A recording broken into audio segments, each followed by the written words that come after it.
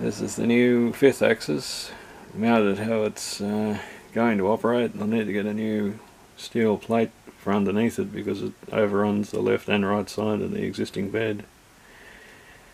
So over this side we have the 4th axis with the harmonic drive, which chucks onto a cylinder of aluminium that goes through the 1/2-inch aluminium side of the cradle and a bolt to hold it in place.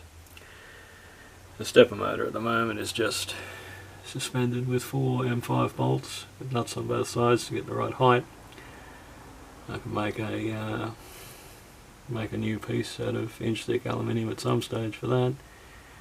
4 skate bearings used for tensioning the belt.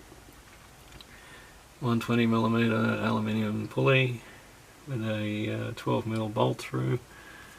Bearing on the bottom, bearing embedded in the 1/2-inch housing.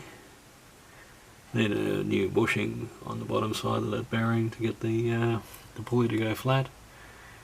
And a press fit skate bearing here for the live or dead end of the tailstock to automatically centre into.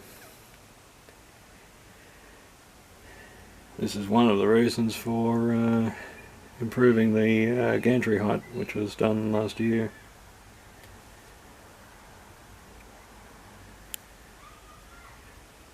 And I have plenty of options for improving the belt tensioning with these 8 M6 holes.